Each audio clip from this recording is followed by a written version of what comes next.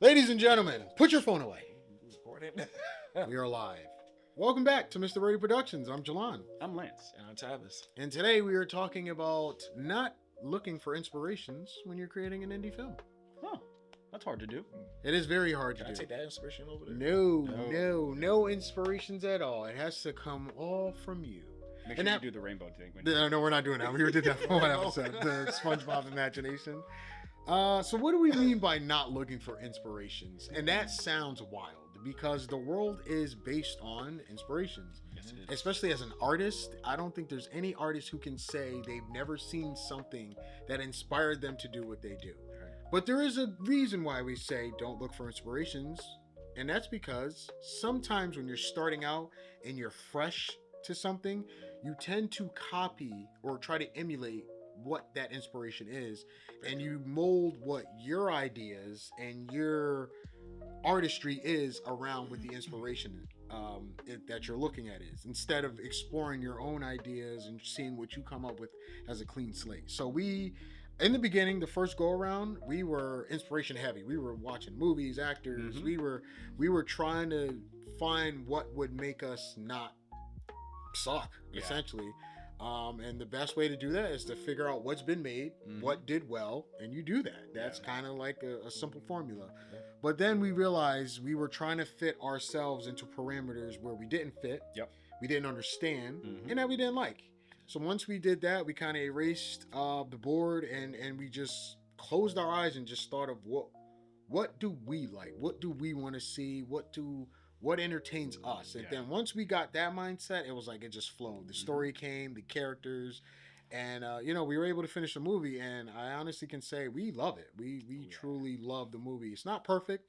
It's not something that I'd be like it's the best movie on earth. But for our first movie, no film school, and kind of just going off what we learned and being self-taught, we're extremely proud of it. So as actors, I want to ask you guys, how do you guys use inspirations when it comes to characters or just acting in general? Do you use inspirations? I know I do, and I am learning through you not to be so much on using other inspirations or whatever. But I know I do. That's how I really prepare for like my roles. In every role that I've gone, whether it's for plays or movies, I've always looked for like another movie or another character, whatever, to kind of like not steal what somebody has also done already, but to kind of get an idea and then see, okay, now how can I create my own image of the character that I'm playing? Okay. Even though it's in the same field, whatever, but still I want to be able to create my own field. Yeah. So like my first acting gig that I got was a stage play called Calamity, and I was supposed to play an older gentleman, and I had never played an older person before, so like I went and watched Fences, the movie and the play. Yeah. Okay. So to kind of get on like both sides of Denzel, and then the guy that played Mufasa and Lion King. James Earl Jones. Thank you. Yeah. So it was like to get both narratives and perspective how they created their characters.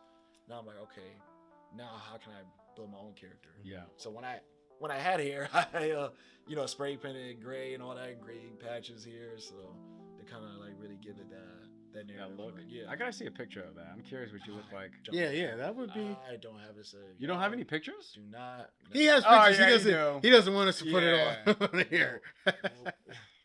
All right. What about you? We'll put a sir? big picture of just Tavis with white hair.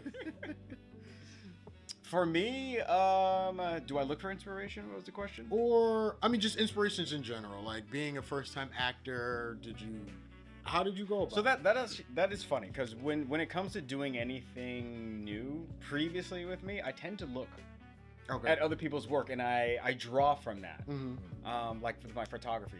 When you first look at my first stuff, like as I started out, it looked like generic stuff that you would just see. Okay. But for some reason with the acting, it was the complete opposite. Where I didn't look at other actors, even though like I've seen movies for years. So I have memory like to draw from, but like I never studied anybody. I never like looked people up to get like acting advice or take lessons or anything. It was kind of just like I wanted to explore this on my own and trying to develop the character Christian into my own. Because I think the reason for this too is that with acting, it's what's the right way? I don't know really how to say it, but this was more so a development of me as a person.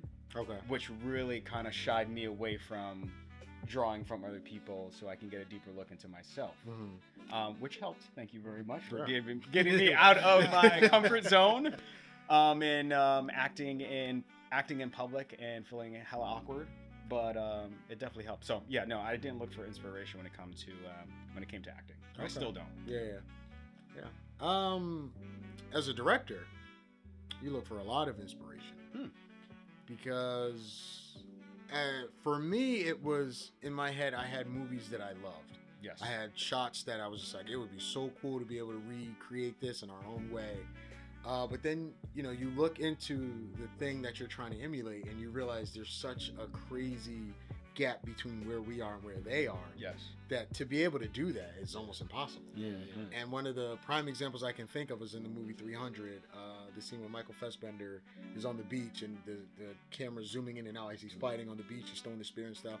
I thought that was one of the coolest scenes I've ever saw. And for our movie Deception, when you guys were running in the forest, that was the original idea. I was gonna, zoom into you and Xavier and kind of. But then I saw the behind the scenes on how Zack Snyder did that. Yeah. He had three $50,000 cameras with $100,000 lenses stacked on top of each other, and he was just splicing between cameras. Once I realized that's how he did it, I was just like, "There's no way I can't. How? Yeah. How?" So that kind of. It almost chopped me at the knees a little bit, or like the floor got ripped because I was just like, damn, like good scenes you can't just do with what we have. Like one camera, I can't do that. So it was a little demoralizing, but then I was just like, I didn't get into it to do what they did. We got into it to figure out what we can do. So after like realizing like it's not about emulating what other people do, it's about figuring out what you can do when you just think about it. So once we erased, the first go around and like I sat down, it's like, what do we like? What entertains us? What I want in my movie.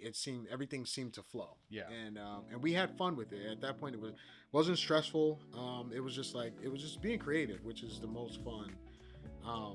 As an artist, being creative is what creates that art. So once we did that and, we kind of got rid of looking for inspirations and trying to figure out how we can do what other people have done, we were able to make the movie we made. Now, granted, it's not perfect, but for our first movie being self-taught, no film school, and kind of having majority of the cast be first-time actors, we're extremely proud of it. We would, not do anything over, to be honest. I would keep that over everything. And obviously for the second movie, we're going to make some tweaks and changes. But yeah, not looking for inspirations and kind of just going off what we thought in our minds, what we felt in our hearts, going with our gut. It turned out to be a good decision, and I think anyone starting out in any type of art, it's better to just figure out what you bring to the table before you try to do what other people have done, because you'll surprise yourself. You will definitely create something that you can be proud of, and when people ask you like, oh, where'd this come from, and you just put a smile on your face like, this was all me. And it's a good feeling. So that is that was the child in you. It was like you went to the potty for the first time, like, Daddy, I did it. It's all me. But that's the feeling, that's what it feels like. It's just one of those feel good moments. So yeah, that's why we decided not to look for inspirations, and going forward we still try to shy away from looking for inspiration for anything that we do. You guys got anything else on why we don't really try to look for inspiration? Tavis? No, I just you guys are challenging me not to look for inspiration, so I feel like that's what I've been doing for my personal project. It kind of has me like, you remember that old cartoon we used to watch when we was kids, Jimmy Neutron? Yes. And you sit there and he'll think, bring glass. Like I feel like that was just me, just with my laptop with the just yelling brain blast out with your laptop open, Tavis. Brain blast. Brain blast. As bad as that sounds, yes, I've done it at work actually. Now that I think about it. Hey, if it works, it works. Yeah, whatever. Not when you're in public though. It Yeah. probably doesn't sound good.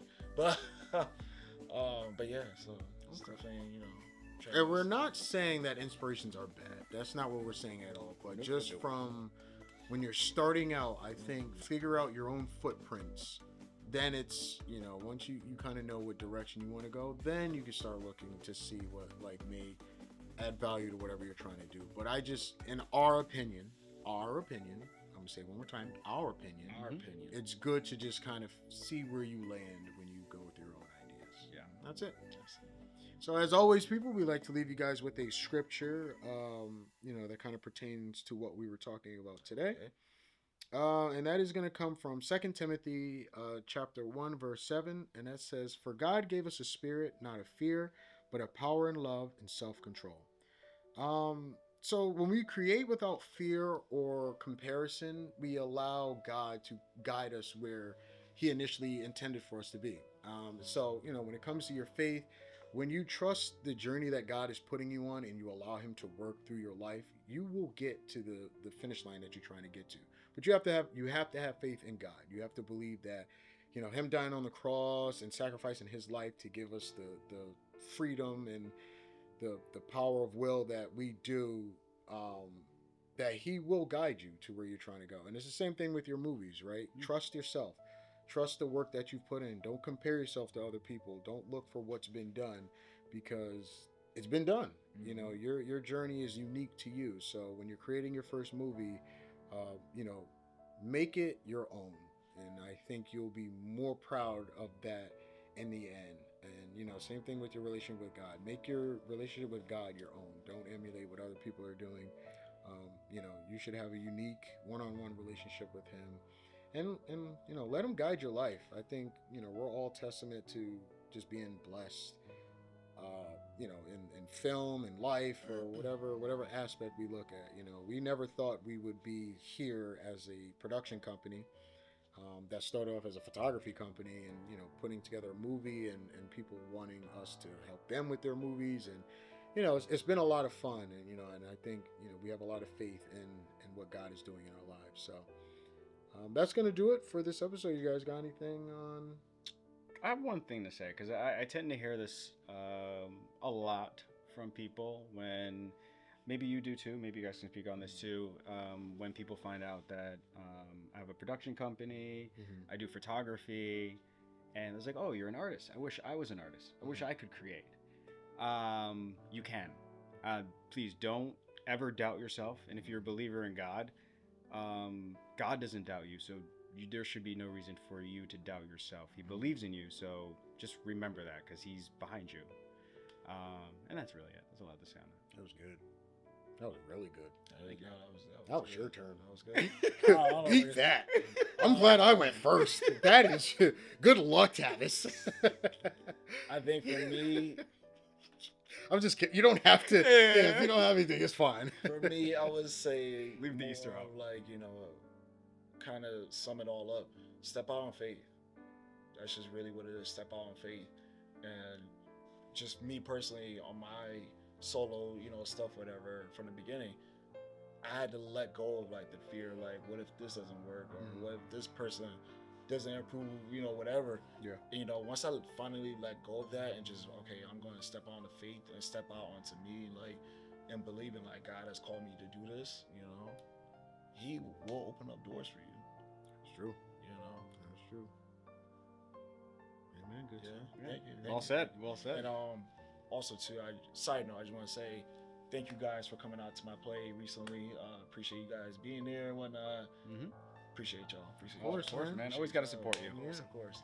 All right, ladies and gentlemen, that is going to do it for Mr. Birdie Productions on this Saturday. We hope you guys have a good one. We'll see you next week.